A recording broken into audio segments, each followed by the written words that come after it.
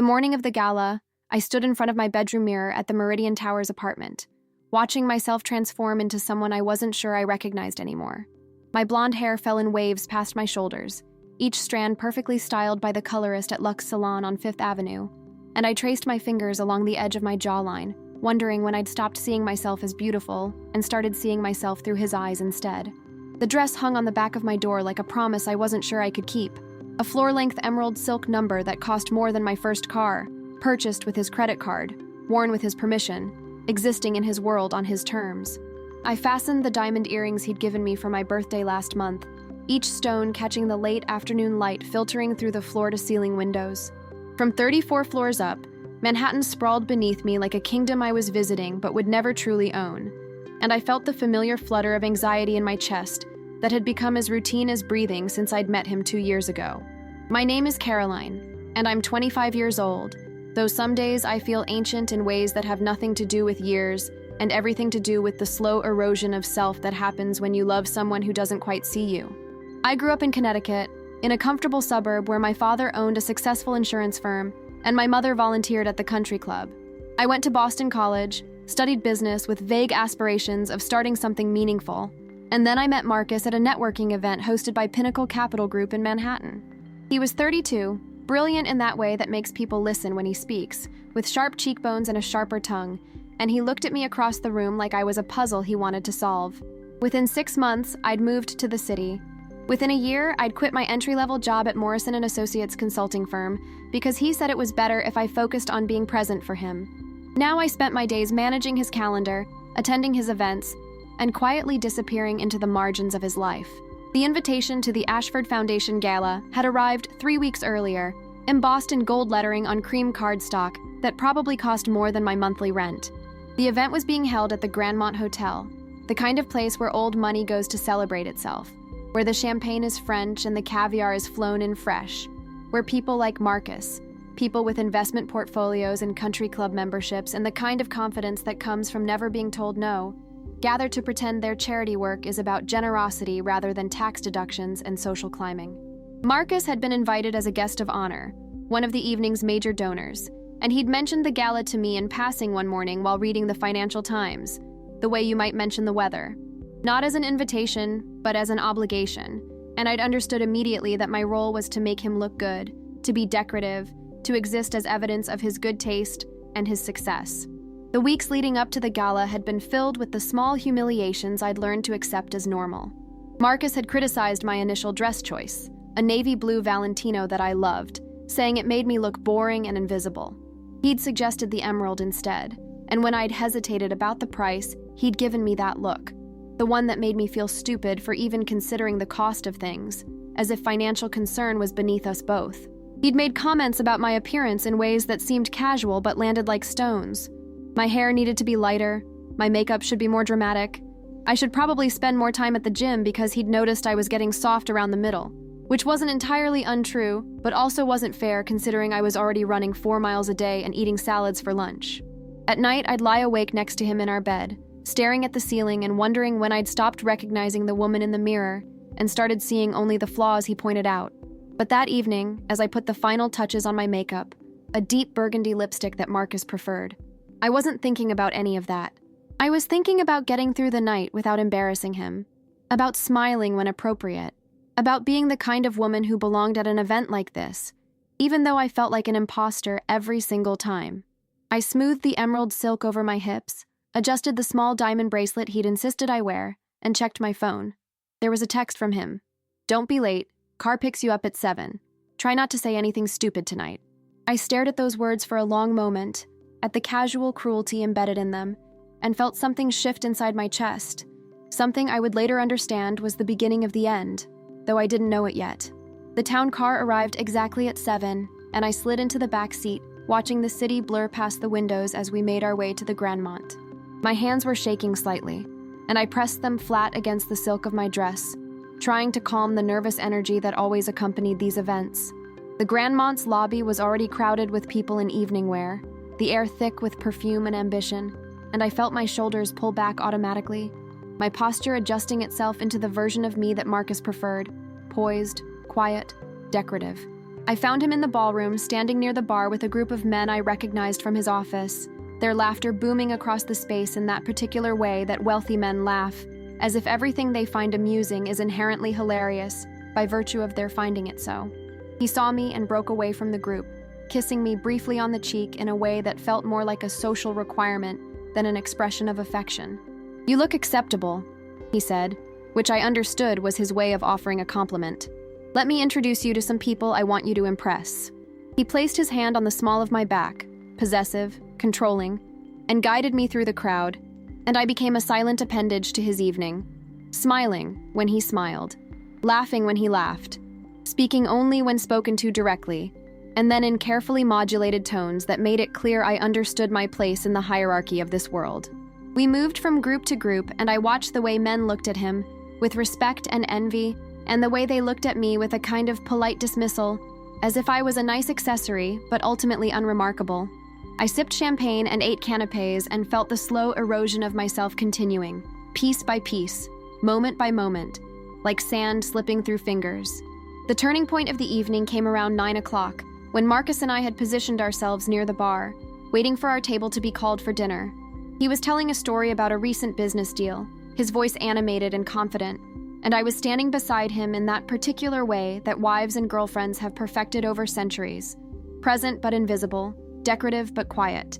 There was a moment when he turned to me, and I made the mistake of offering an observation about one of the people he was discussing, a comment I thought was clever and insightful, something about market trends that I'd actually read about in an article. He looked at me like I'd spoken in a language he didn't understand, and then he leaned close enough that no one else could hear, and he whispered the words that would change everything. "You're useless," he said, his voice low and smooth, like he was sharing a secret. "You add nothing to this world, absolutely nothing. I don't know why I keep you around." The words landed like a physical blow, and for a moment I couldn't breathe, couldn't process, couldn't do anything but stand there with a frozen smile on my face while the world continued around me. Cameras flashed nearby as photographers captured moments from the gala, champagne glasses clinked, laughter echoed off the marble floors, and I felt myself fracturing into pieces. He turned away from me immediately, returning his attention to his conversation as if he hadn't just dismantled me with a few carefully chosen words, and I stood there realizing that no one had noticed, that his cruelty was so seamless and practiced that it barely registered as a ripple in the evening's social current. I excused myself and walked toward the bathroom, my legs moving on autopilot, my smile still fixed in place even though there was no one left to impress. In the bathroom, I locked myself in a stall and sat on the closed toilet lid, staring at my hands, at the perfectly manicured nails I'd had done yesterday at his suggestion, at the diamond bracelet that suddenly felt like a shackle. The tears came then, hot and silent, and I sat there in that stall for 15 minutes, my breath coming in small gasps, wondering how I'd become the kind of woman who could be told she was useless, and still care enough to return to the party, still care enough to make sure he wasn't embarrassed by her absence. But I did return. I fixed my makeup, I reapplied my lipstick, and I walked back out into that glittering ballroom like nothing had happened, and that's when I noticed him, a man I'd seen earlier in the evening, silver-haired and distinguished, someone who held himself with the kind of confidence that came from genuine accomplishment rather than inherited wealth. He was standing near one of the pillars, and as I made my way back through the crowd, our eyes met for just a moment, and I saw something in his expression that made me pause. Recognition, concern, and something else I couldn't quite name but that felt like understanding. He had been standing close enough to hear what Marcus said. I knew this with absolute certainty, by the way he was looking at me, by the slight downturn of his mouth, by the anger that briefly flashed across his features before he controlled it. And in that moment, something inside me shifted. Not dramatically, not all at once, but like a seed beginning to crack open in soil, the first sign of something new beginning to grow. The rest of the evening passed in a blur of champagne and small talk, but I was no longer entirely present. Part of me had left the ballroom and ventured into a future I couldn't yet see, a version of myself that didn't yet exist but was somehow, impossibly, already beginning to be born. I woke up the next morning in the Meridian Towers apartment, the October sun filtering through the floor-to-ceiling windows in that particular way that makes Manhattan look like a promise someone's already broken. Marcus was still asleep beside me, his breathing deep and even, his face relaxed in a way it never was when he was conscious, and I found myself studying him like I was trying to solve a puzzle that had no solution.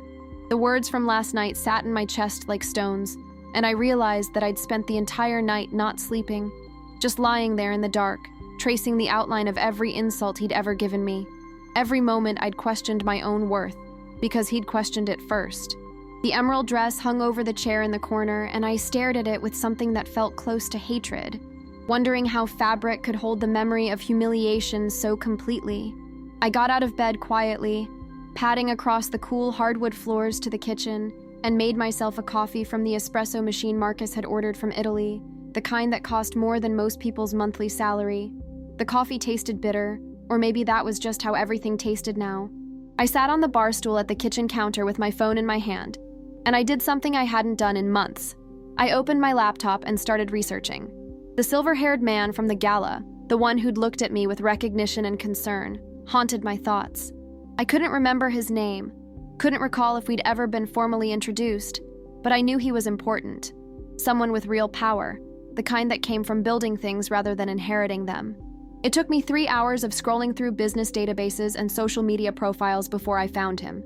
Richard Ashford, founder and majority shareholder of Ashford Real Estate Ventures, philanthropist, divorced twice, known for his keen eye for talent and his reputation for supporting people who showed genuine promise.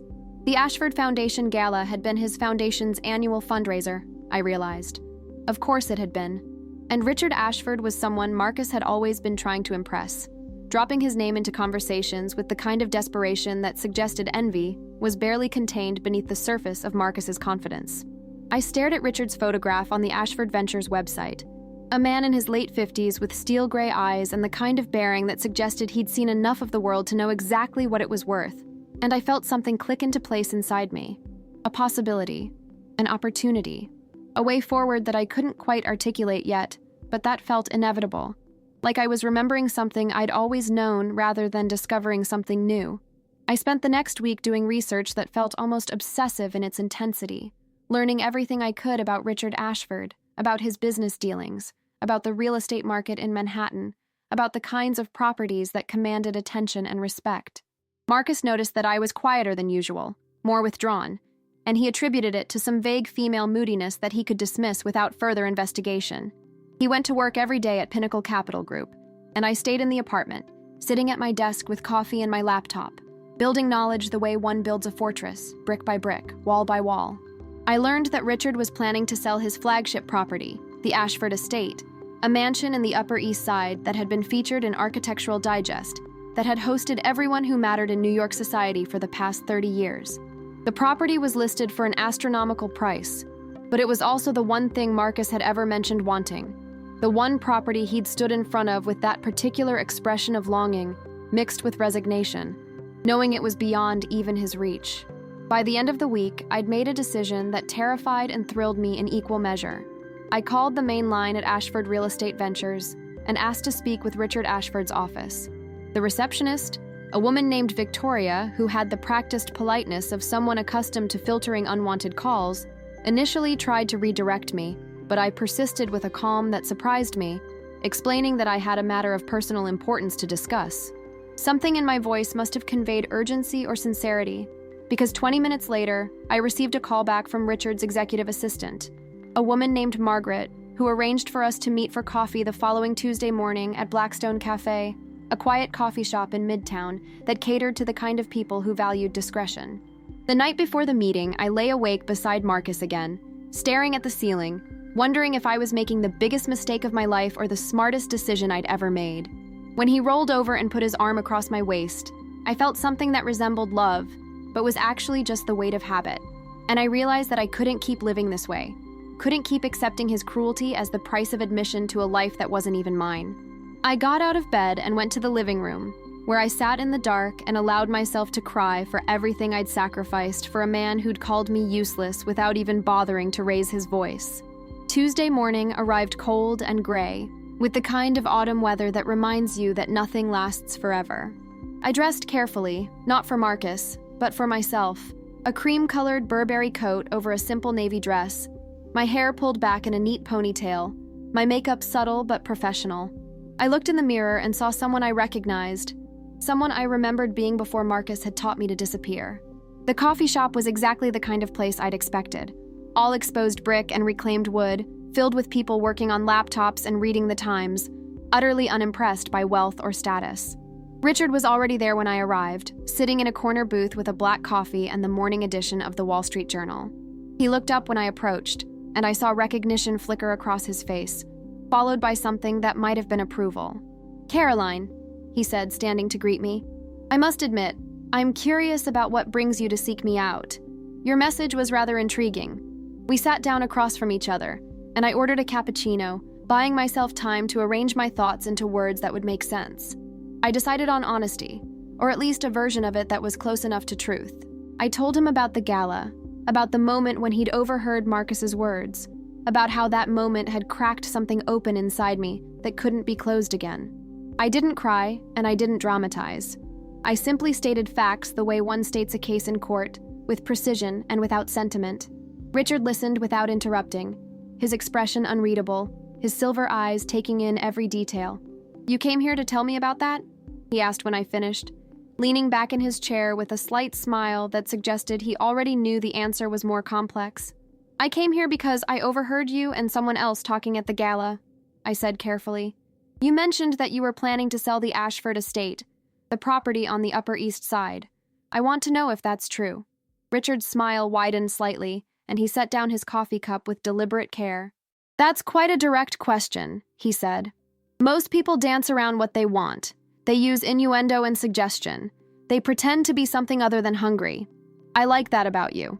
Yes, the property is for sale. It's the most valuable piece in my portfolio, which also makes it something of a burden.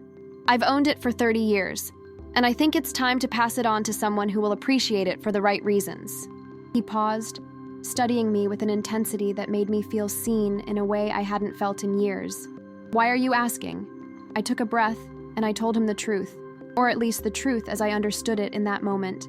I told him that I was tired of being invisible, tired of being told I was useless, tired of existing in someone else's shadow. I told him that I wanted to buy that property, that I didn't have the money yet, but that I would find a way, that I would work and save and figure out how to make it happen. I told him that I wanted to throw a gala in that mansion, that I wanted to invite everyone who mattered in Marcus's world, and that I wanted them to see me as the woman who owned something he could never have. Richard listened to all of this without changing expression, and when I finished, he was quiet for a long moment. Then he leaned forward, resting his elbows on the table, and he said something that would become the turning point of everything. "You're not asking me for money. You're asking me for a chance. That's interesting. Most people in your position would ask for the money." He pulled out his phone and made a call, speaking briefly to someone about property valuations and financing options. When he hung up, he looked at me and said, "I'm going to help you, but not the way you think I am. I'm going to introduce you to people who can help you understand how to make this happen. Real estate investors, financial advisors, people who deal in the kind of money it takes to own something like the Ashford estate. And in exchange, I want you to understand something. This isn't about revenge against him. If it ever becomes about that, you'll lose. Revenge is hollow, but reclaiming your own power, that's something worth fighting for." I felt tears prickling at the corners of my eyes, but I pushed them back and nodded. We spent the next hour at that coffee shop, and Richard became something I desperately needed. Not a romantic interest, but a mentor, someone who saw me not as Marcus's girlfriend, but as a woman with potential.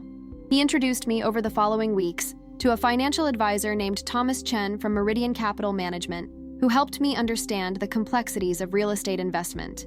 He connected me with investors who were impressed by my vision and willing to take a chance on someone who understood what they were doing. With their help, through a combination of my own savings, strategic loans, and investment partnerships, I began the process of acquiring the Ashford estate. Each step felt impossible until it wasn't. Each barrier crumbled when I approached it with determination rather than fear, and I realized that I'd been underestimating myself for so long that I'd forgotten what I was actually capable of. Before you go any further in this story, I need you to do something for me. If you're feeling inspired right now, if this message of reclaiming your power and walking away from people who diminish you is resonating with your soul, please hit that like button and subscribe to this channel. Turn on the notification bell so you never miss a video where women stand up for themselves and refuse to disappear. And leave me a comment below telling me one word that describes this journey so far. Is it powerful? Is it brave? Is it exactly the kind of reckoning that makes your heart race? I want to hear from you because your voice matters, and so does your story. By early November, the Ashford estate was officially mine. I stood in the empty halls of that magnificent mansion, running my fingers along the marble banister, and I felt something shift inside me. The victory was real, but it was also complicated. I realized that owning a building wasn't the same as owning my life, that acquiring Marcus's dream property didn't automatically heal the wounds his words had inflicted. But it was a start. It was proof that I was capable of building something, of achieving something on my own terms. And that felt like the beginning of everything. Now came the next phase. The gala, the invitation, the moment when he would walk through these doors and understand that I had become someone he could no longer diminish. The month between acquiring the Ashford estate and hosting my gala was the most intense period of my life, filled with decisions that felt both monumental and insignificant depending on the moment. I moved out of the Meridian Towers apartment on a Wednesday afternoon while Marcus was at work, taking only the things that were legally mine, leaving behind the designer clothes he'd selected for me, the jewelry he'd given me as tokens of his possession, the life I'd been living in his shadow. The moment I closed that apartment door for the last time, I felt something release inside my chest, a tension I hadn't even known I was carrying. Richard had offered me a temporary place to stay in one of his rental properties, a beautiful penthouse in Tribeca that overlooked the Hudson River, and I accepted with gratitude that felt almost overwhelming. I spent my first night there sitting on the floor of the empty living room, eating Thai food from a container and crying tears that felt like they'd been stored up inside me for years. Tears of relief and sadness and anger and something that might have been joy. Marcus found out about the separation through a text message I sent him, which I later realized was cowardly but felt necessary at the time. The message was brief and factual. I was leaving him. I was filing for separation. I would be having my belongings sent to a storage unit. His response came within minutes, a stream of texts that began with confusion and escalated into rage. He called my parents and told them I was having a mental breakdown. He called my friends and told them I was ungrateful and delusional. He told anyone who would listen that I was throwing away the best thing that would ever happen to me, that I would regret this for the rest of my life, that I was making a massive mistake. And I read all of these messages with a strange sense of detachment, as if they were being directed at someone else entirely, because the person he was describing no longer existed. The Caroline who needed his validation, who accepted his cruelty as the price of admission to his world, had died somewhere between the gala and that first night in the penthouse, and I was becoming someone new. Planning the gala consumed my days in a way that felt almost meditative. I hired Alexandra Martinez from Lux Events Inc., an event planner known for her impeccable taste and her ability to execute visions that other planners considered impossible. Together, we walked through the Ashford estate room by room, discussing every detail, every flower arrangement, every lighting choice. I wanted the mansion to speak without words, to communicate wealth and elegance and quiet power to every person who walked through its doors. We selected white roses and pale green orchids for the floral arrangements, the kind of flowers that suggest refinement rather than ostentation. We hired a classical string quartet for the first half of the evening and a jazz ensemble for the second half, creating an arc that moved from formality to intimacy. The menu was designed by Chef Marco Fontaine from the Michelin-starred restaurant Meridian on Park Avenue, and it featured dishes that balanced sophistication with accessibility: Dover sole with lemon beurre blanc, filet mignon with truffle reduction, heirloom tomato salads with burrata, a champagne tower that would greet guests as they arrived. The invitation itself was a work of art. We commissioned a designer named Sebastian Vale to create something that would stand out in the mailboxes of people who received dozens of invitations every week. The card was printed on handmade paper, the color a subtle pale blue that suggested water and possibility, and the text was simple: "You are cordially invited to an evening of elegance and transformation at the Ashford estate. Join us as we celebrate the power of reclaiming one's own story." I spent an entire day deciding who to invite, creating a guest list that was strategic in every way.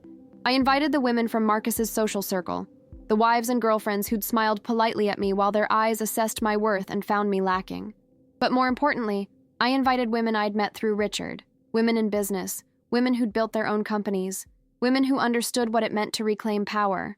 I invited artists and physicians and entrepreneurs, women who'd overcome obstacles that made my situation look simple by comparison. And yes, I invited Marcus.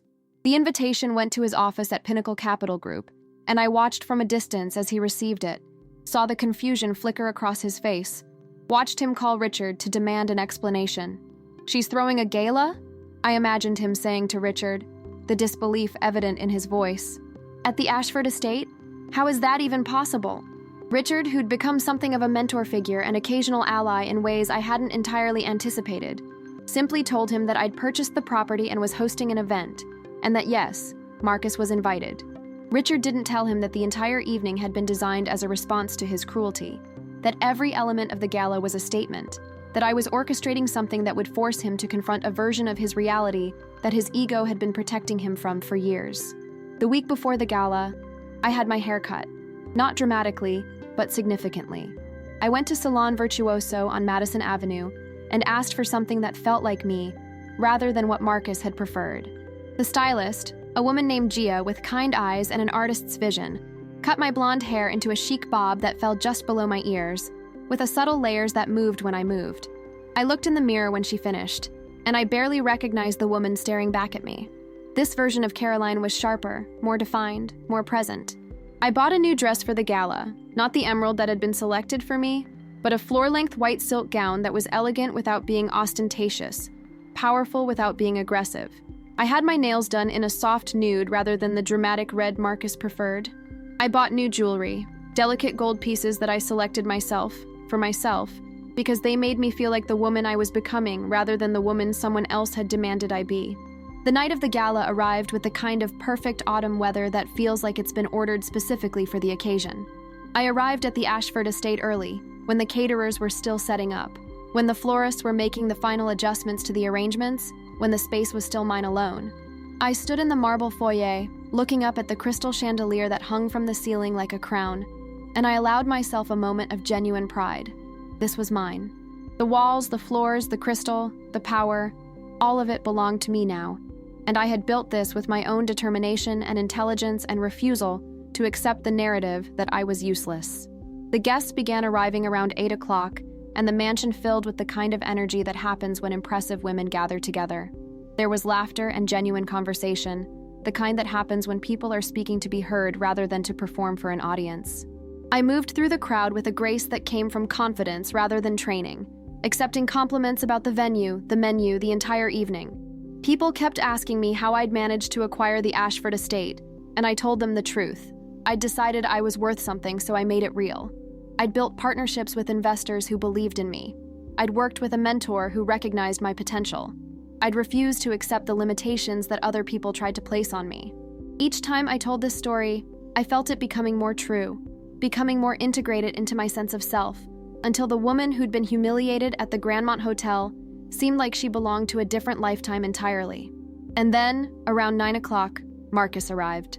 I was standing on the marble staircase with a glass of champagne in my hand, laughing at something Richard had just said, when I saw him walk through the doors.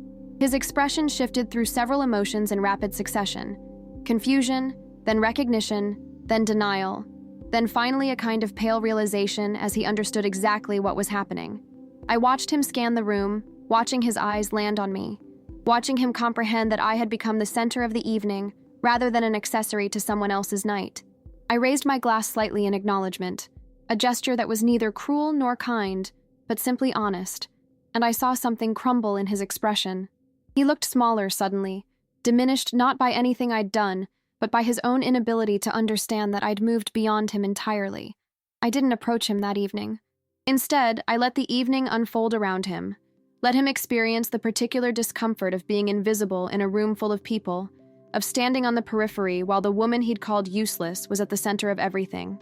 He watched as important investors sought my counsel, as women who'd built empires engaged me in conversation, as Richard looked at me with the kind of pride a father has for a daughter who's exceeded every expectation. He stood alone for most of the evening, nursing a drink, trying to maintain the facade of belonging in a space where he clearly didn't fit. Around midnight, he left. I noticed him moving toward the door, and I felt a moment of something that wasn't quite satisfaction but wasn't quite emptiness either. It was something more nuanced than revenge, something more complex than victory. It was the experience of existing fully in my own life, of being the author of my own story rather than a character in someone else's narrative.